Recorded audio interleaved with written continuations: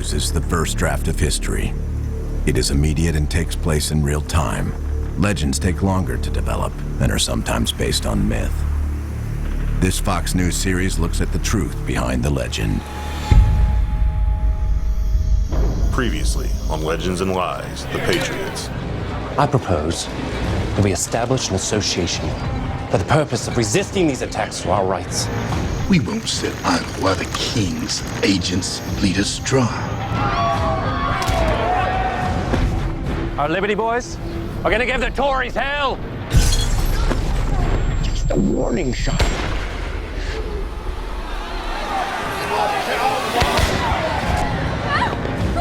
Remember every detail of this, Mr. Revere. Every detail!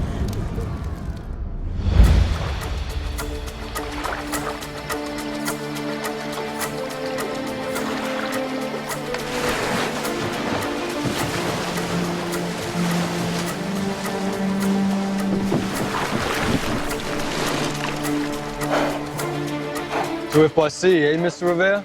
That's right, sir.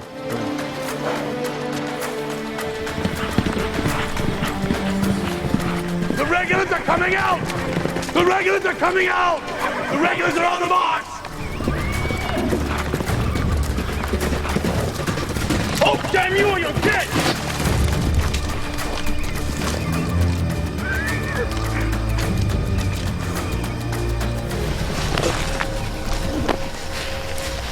What's up that road? Only about 500 of the best men in the colony. We know you're after Hancock and Adams and the candidate at Concord. He's a damn spy, sir. Speak the truth, or I'll blow your brains out.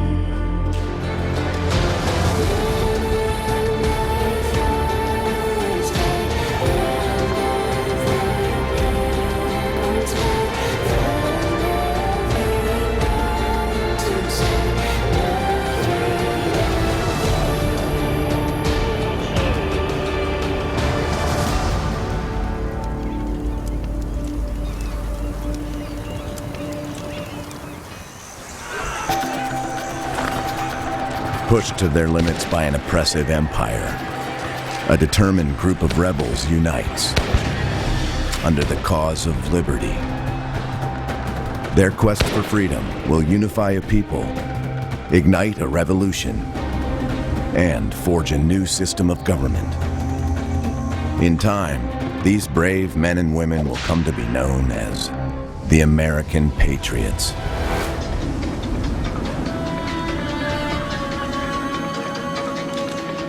John Adams, Boston's most influential founding father, a firebrand, an outspoken voice for human rights and the rule of law. But behind every voice stands a man, and behind every legend lies the truth. There is a misconception that the Patriots from Boston are a brotherhood of freedom fighters operating in lockstep. Two of our founding fathers, Sam and John Adams, actual members of the same family, find themselves at odds over the growing revolution. While Sam keeps the fervor of the rebellion boiling in the streets, John Adams isn't sure that defying the king, an act of treason punishable by death, is a good idea. Even after the Boston Massacre, John Adams needs more convincing before committing to revolution. Damn you, you coward! Help me with this man! Good God, he'll start another riot with this. The Boston Massacre becomes a huge propaganda effort for Samuel Adams and the Sons of Liberty. You've got an immediately famous engraving by Paul Revere. It is one of the most inaccurate pieces of propaganda ever produced by an American press. Almost nothing in it is correct. This is treason! This is an early instance in the colonies of the power of what we now call media to shape public opinion. You bloody liar! Well, Sam, will it do? Some of your finest work, I'd say. Samuel, you've replaced the customs house with Butcher's Hall. What else have you changed? Look around you, cousin. The people demand justice. By the actions of an angry mob, Samuel, justice that is not. Those bastards killed 5 of our own. When are you going to get down off the fence and join the cause of your brethren? John Adams and Samuel Adams were not necessarily close. Sam Adams was a failed tax collector with a long history of debt. John Adams was a very principled man. He agreed in general people like Samuel Adams, but on the other hand, he was one who thought that things could get out of control. The rift between the Adams cousins is only made worse when John takes the case to defend the soldiers involved with the Boston Massacre. What is the matter, John? Representing the King's men in these times could put us all in grave danger. You promised Captain Preston and those men you'd take their case. There is no one in this colony or any other more suited to preserve justice than you, John. Either you believe in the principles you say you do, or you do not. Which is it? Those men deserve a defense. And we must show the world that Boston is capable of giving them a fair trial. He believes every man in a free country deserves a fair trial. But ambition does play a part in this. There's no bigger case. That cocktail of principle and ambition wins out, and he signs on as their attorney. In Boston, anti-British sentiment is everywhere. The defendants, Captain Thomas Preston and 8 troops, face hanging if found guilty. You may proceed, sir. To get to the truth behind the shooting, Adams must uncover who gave the order to shoot and whether it was justified. I am for the prisoners at the bar. And for uncovering the truth of this tragedy. This tragedy was not brought on by these soldiers, but by the actions of a hostile and unruly mob. He develops a defense that is based on the fact that this was a mob that was created and a situation of escalating violence was building. The part I took in defense of Captain Preston and the soldiers was the most exhausting and fatiguing cause I ever tried, for hazarding my popularity and for incurring suspicions and prejudices which will never be forgotten as long as the history of this period is read. Colonist Richard Palms is a key eyewitness whose testimony could turn the case for Adams. Of the 22 witnesses at the Boston Massacre trial, Palms' location, just feet from the gunfire, puts him in the best position to say whether the order to fire comes from Captain Preston. Mr. Palms. Sir. Describe for the court, if you will, how you came upon the scene in question. Someone said that there was a rumpus down on King Street. So of course I went down there to see Captain Preston ahead of 7 or 8 soldiers at the customs house with fixed bayonets. Get off King Street! Captain! Are your soldiers' weapons loaded? With powder and ball, sir. As soon as he spoke, I saw something resembling ice or snow hit Private Montgomery on his right. Private Montgomery stepped 1 foot back and then fired his gun.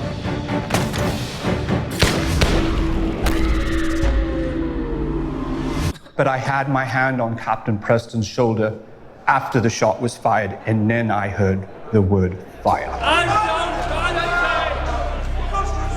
And from whose mouth did the word fire emanate?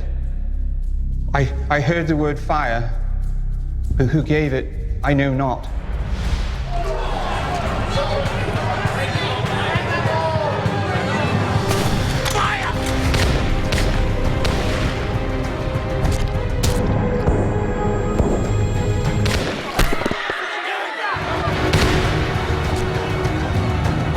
With his cousin mounting a strong defense, Sam Adams sees his efforts to provoke an uprising slipping through his fingers. John Adams' ace in the hole trial, which his cousin doesn't want him to use, is a deathbed confession from Patrick Carr. Doctor, good morning. When had you your last conversation with Patrick Carr? About 4 o'clock in the afternoon, preceding the night on which he died. And what was it he said?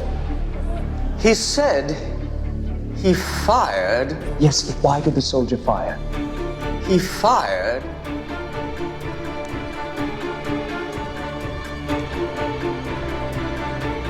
to defend himself. To defend himself! To defend himself. The defense rests, Your Honor. By today's standards, Dr. Jeffrey's testimony recounting a dying man's last words would be considered inadmissible, hearsay. But puritanical thinking gives John Adams an advantage.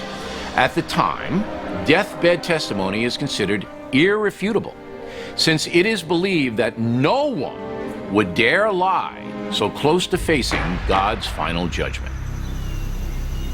Hugh Montgomery, Matthew Kilroy, you are found guilty of manslaughter, and for your crimes are hereby sentenced to be branded.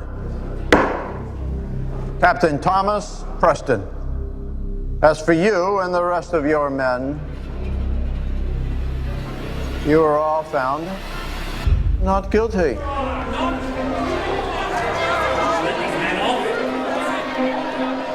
Far from ruining his career, his defense of the soldiers solidifies John Adams as the most gifted legal mind in Boston, perhaps all the colonies.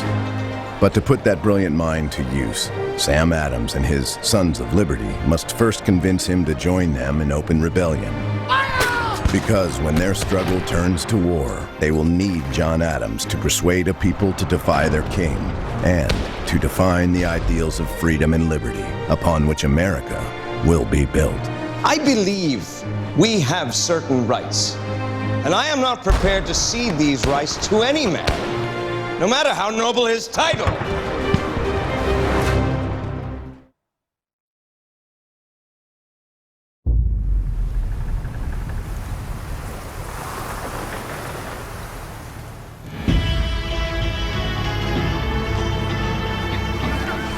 As hostilities escalate in Boston, the British Army answers with deadly force, and the only justice comes from a manslaughter conviction, punishable by branding and no jail time. The colonists are scared that the army can kill with impunity. The decision quiets the resistance for a time, but it's a fragile peace that hangs over the city. Have you seen this? My dear cousin still calls it the Boston Massacre, even after the acquittals.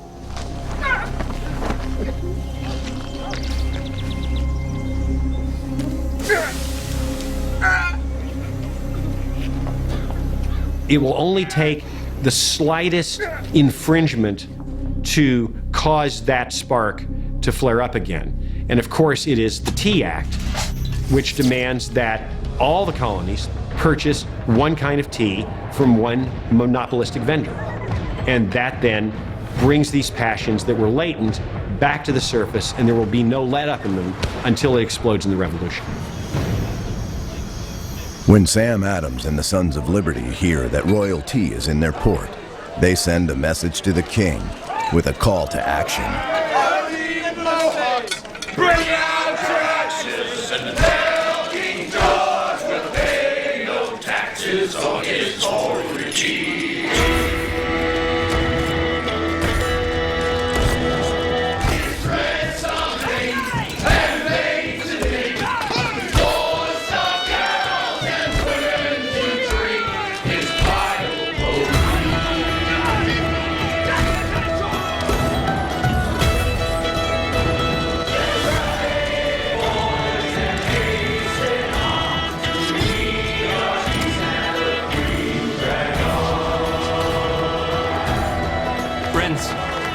Brethren, the Dartmouth and 2 other ships sitting anchor at our harbor. The cargo on those ships must not be unloaded.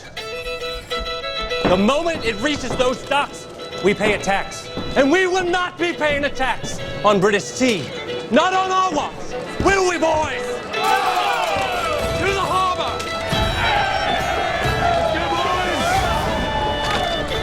With the British troops still on high alert, the Sons of Liberty disguise themselves, masquerading as Mohawk Indians. But even in an open act of rebellion, they're careful to show restraint.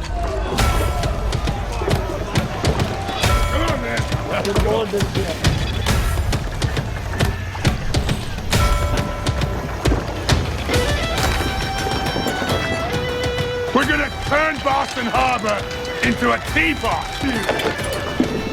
In contrast to earlier acts of the Sons of Liberty, there's a certain, yes, theatricality to this, but a certain order and a certain calmness, where there's deliberate action and a sense of control.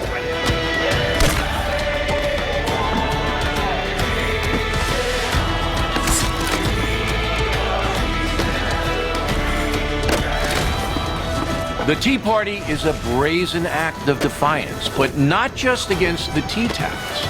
Compounding the issue is a government bailout of the East India Company, a British importer considered too big to fail. The Sons of Liberty are strongly opposed to the bailout and to the monopoly it creates. But contrary to legend, the Tea Party is not violent. No one is hurt during the event, and the one lock they break is replaced. The only lasting harm is the loss of the tea, about $2 million worth in today's money. For the British, this was vandalism of the worst sort. And it was something that the British government could not simply abide.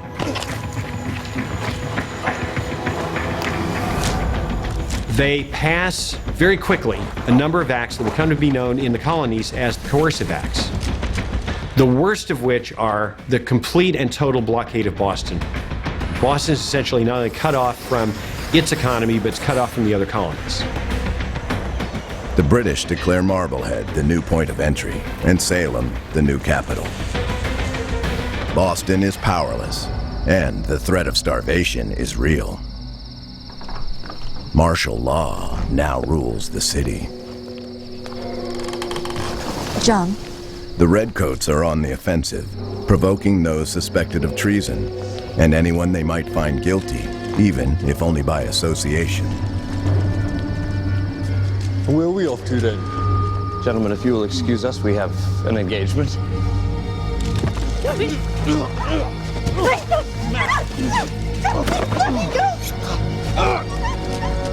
You may have been Captain Preston's true friend here in Boston, but you're no friend of General Gage, nor any other man in His Majesty's army.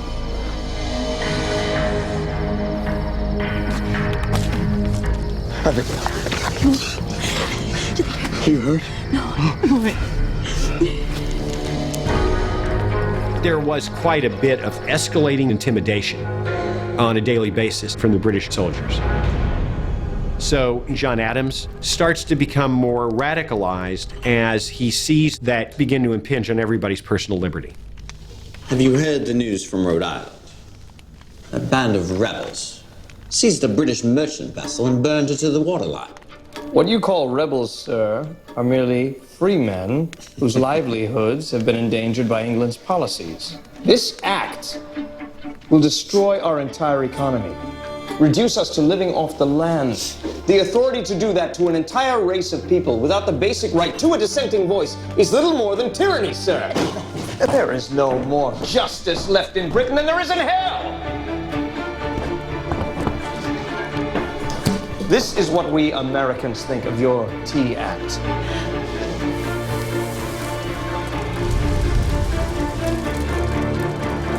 After years of resisting the urge to rebel, John Adams wholeheartedly joins the fight for independence. The revolution now has its spokesman. He becomes radicalized in his own quiet way and will emerge as the largest and certainly the loudest voice for independence. Where John has been a paper patriot, limiting his resistance to speeches and writings, Sam has been openly defiant. In his relentless pursuit to unify the Americans, he organizes the first meeting of the colonies.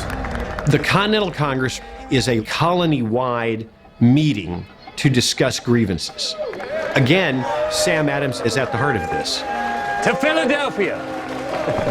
Philadelphia is agreed on as a place because it's roughly in the middle of the northern colonies and the southern colonies for everybody to have that conclave. It is a fundamental, inherent, unalienable right of the people that they should have some check or influence or control in their supreme legislature. If the right of taxation is conceded to Parliament, the Americans will have no check or influence at all. The Americans had gotten used to the idea of their colonial assemblies, their legislatures. Your taxes ought to be imposed by those people who represent you.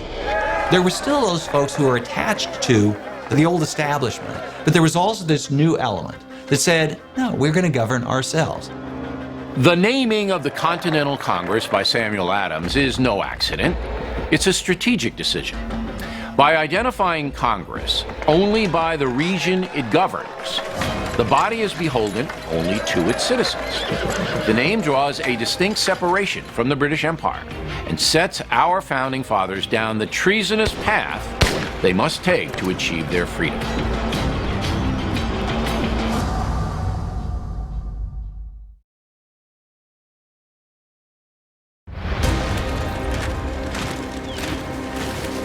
The British Empire's strategy to intimidate the resistance has backfired. Sanctions intended to block the food supply and restrict Boston's political power have only strengthened the resolve of the rebels. With John Adams at his side, Samuel Adams is attempting the unthinkable, a unified act of defiance, even in the face of domestic opposition. This country is full of Tories hostile to our cause, Sam. You need not worry, John. We're only exercising our rights to meet with our fellow free Englishmen. If only the Crown regarded us as anything other than second-class citizens and potential traitors. Some writers at the time refer to the British blockade of Boston as an act of war. Still, not every congressman is ready for revolution. Many are wary of the radical Adams cousins. Some even consider them traitors. Fear of Britain's overwhelming military force is also preventing many delegates from even considering independence. They think us Massachusetts men to be firebrands and rabble-rousers, bent on separation from England. We must not further this impression. What would you have us do? Sit on our hands and bite our tongues? Yes. But not you, John. Not me. Why so? You, of all of us, are a man of principle, of reason.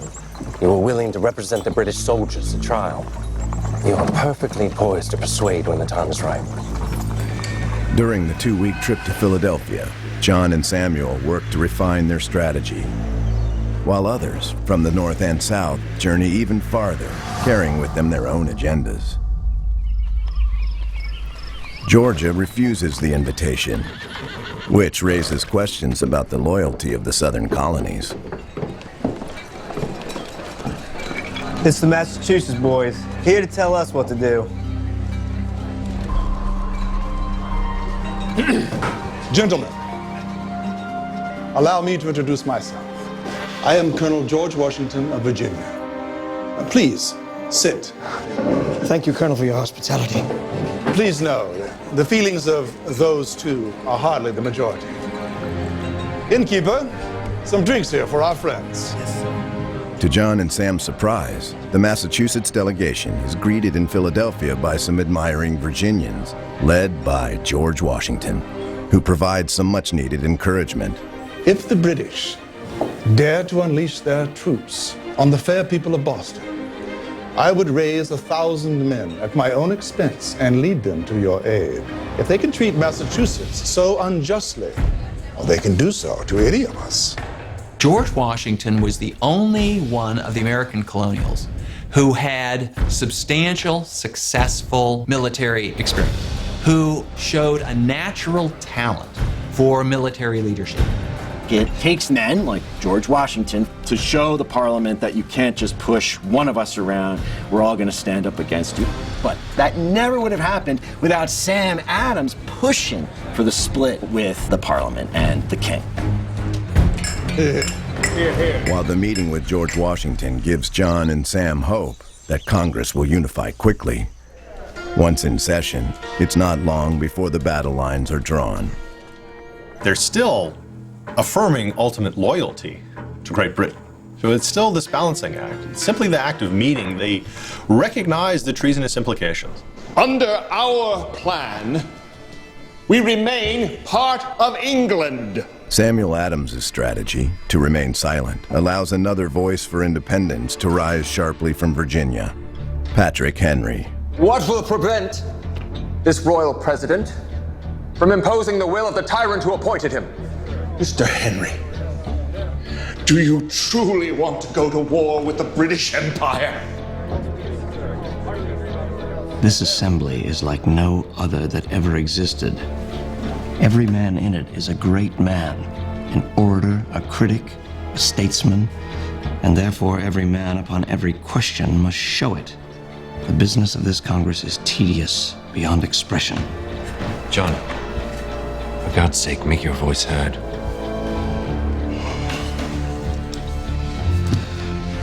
Mr. President. Gentlemen, let us look to Quebec to the north, with their assembly appointed by the King.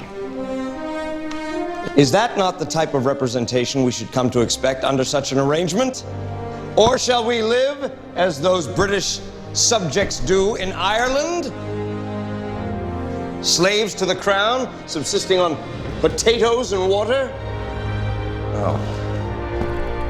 I believe we have certain rights. Life, liberty, property, foremost among them. And I am not prepared to cede these rights to any man, no matter how noble his title.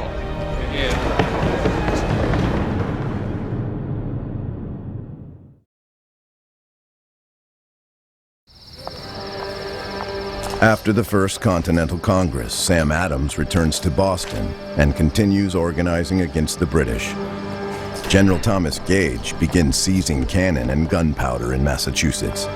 He looks for any opportunity to stop Sam Adams and the Sons of Liberty. Our country is in danger. The Sons of Liberty and a crowd of Bostonians gather at the Old South Meeting House to commemorate the 5th anniversary of the Boston Massacre.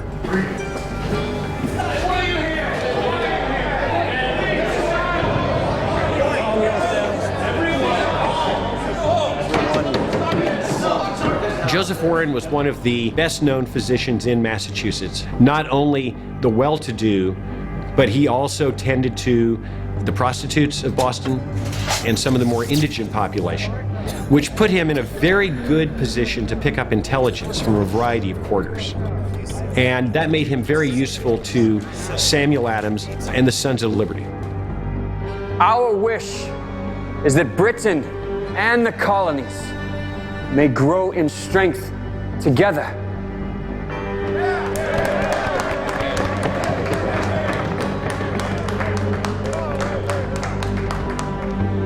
But while one part of the empire makes slaves of the other, the measures taken by our Congress must be steadily pursued.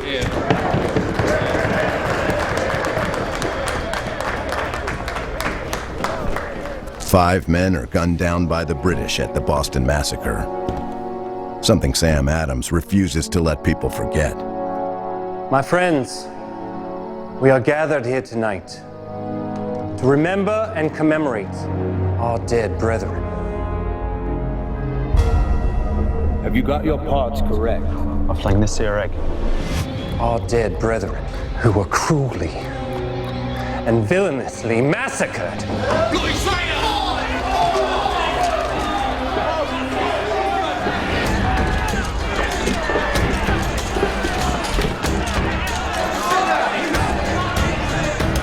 When the ruckus starts, we lay into them with bayonets.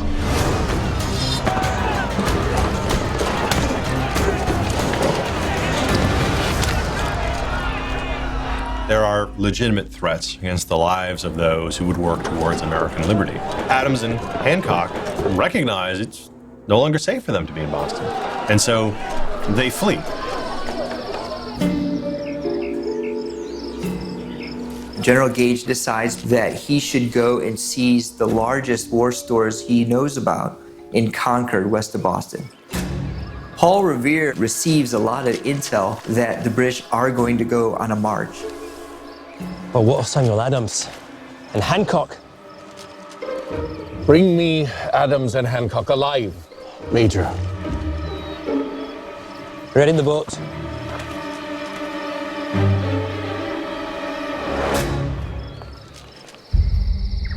While the British Army begins an overnight march toward Concord, Paul Revere slips out of Boston to warn Sam Adams and John Hancock of the danger and raise the local militias.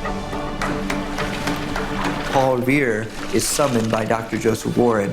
He's given his message to alert Hancock and Adams in Lexington that the British are definitely going to be marching that night. And then Revere has to sneak out of the city where he gets a horse and then rides to Lexington.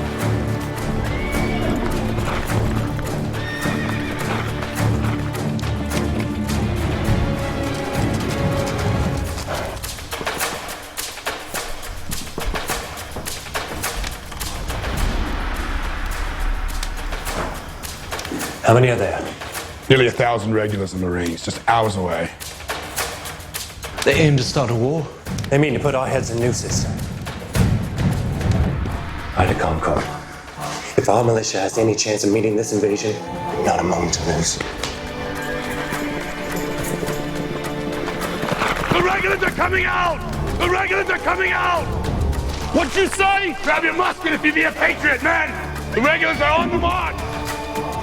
The regulars are coming out! The regulars are coming out!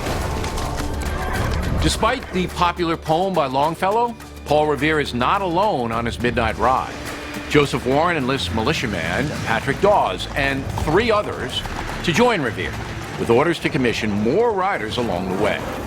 The decision ensures the message gets out, while the warning does make it all the way to Concord. Near Lexington, Paul Revere's journey takes an unexpected and often untold turn. Oh, damn you or you're dead! Take him to Major Mitchell.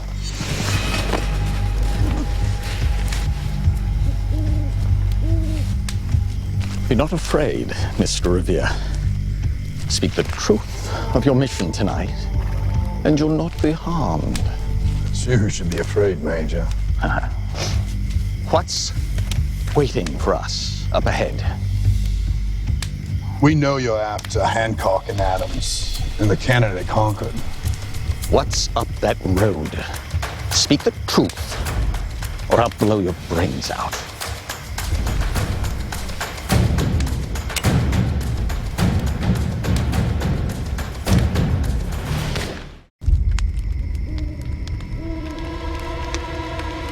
What's up that road?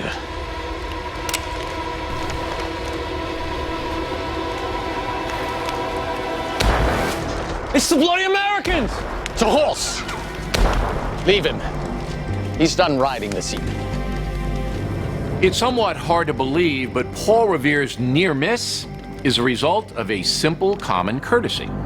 In colonial times, proper etiquette dictates that loaded weapons are not allowed in taverns. So, when a group of Lexington Minutemen fire their muskets outside Buckman Tavern, Paul Revere and his famous warning are saved.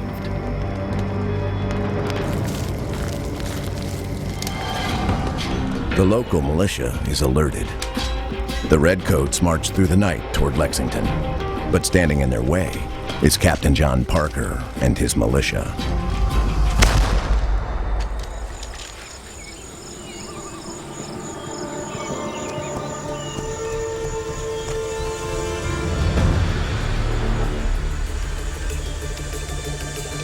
Hold 2. Stand firm. Throw down your arms and disperse, and you and your men will be spared. Stand your ground, men. Disperse, I say! Soldiers, do not fire. Keep your ranks and surround them. Hold.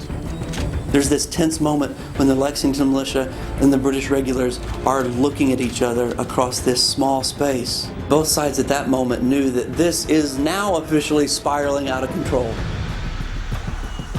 To the front! March! Stand by, hold your ground!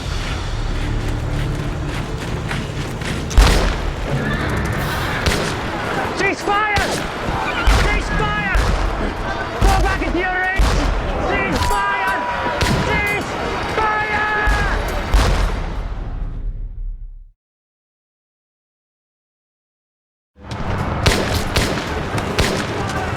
The shot heard around the world remains a mystery. One theory is that a nervous British officer accidentally fires, setting off the battle. Some believe the officer is Major Edward Mitchell, the same man who interrogates Paul Revere the night before. Whomever fires the shot, in that moment, the fate of North America and the entire world changes forever. Cease fire!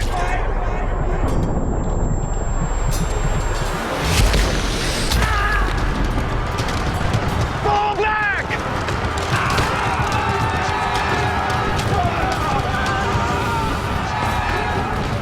When the shooting starts at Lexington, Hancock and Sam Adams have already slipped out of town.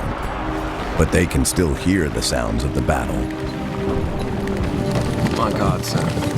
The sacrifices that will be made today.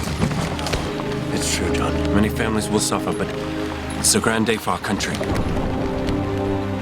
News of the conflict shakes the countryside as riders carry word far and wide. All over New England, men and boys grab their muskets and set out to join the fight. Must you leave so soon, John?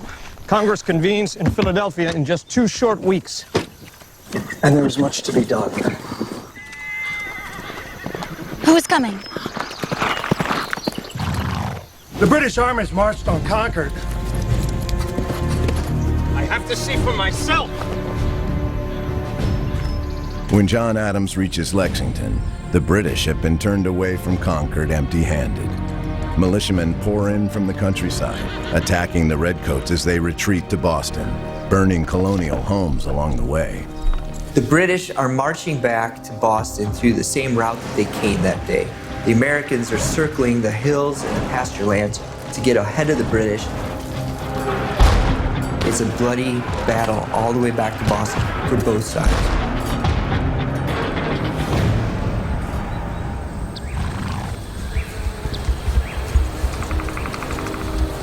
I rode from Cambridge along the road to Lexington and inquired of the inhabitants of their circumstances. These did not diminish my ardor for the cause. Indeed, they only succeeded in convincing me that the die was cast and that Great Britain had shifted the instruments of warfare from the pen to the sword. The American Army is a provisional alliance of regional militias, and as the British rally toward Bunker Hill, it's up to the Second Continental Congress to unify the force under a leader all the delegates can agree upon. The Second Continental Congress is facing a totally different strategic situation. Do we try to transform this army around Boston into something more than just a militia rabble? The chair recognizes Mr. John Adams, Massachusetts. Gentlemen, as we convene here in Philadelphia, thousands of loosely affiliated volunteers have surrounded the British Army at Boston. Mr. President, I hereby propose that this Congress adopt this army and appoint as its commander Colonel George Washington of Virginia. It's during the Second Continental Congress that the America we know begins to take shape.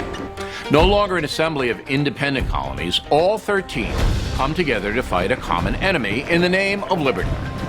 In nominating George Washington, John Adams identifies in one man the courage, sacrifice, and resilience that will define America's identity. But the unanimous selection of a commander-in-chief is a short-lived victory. Before George Washington can even take control of his army, a devastating battle is already underway at Bunker Hill. Thanks for watching. If you'd like to help us produce more compelling historical content like this, please like, comment below, and share this video with fellow history buffs. And of course, be sure to subscribe to help keep history happening.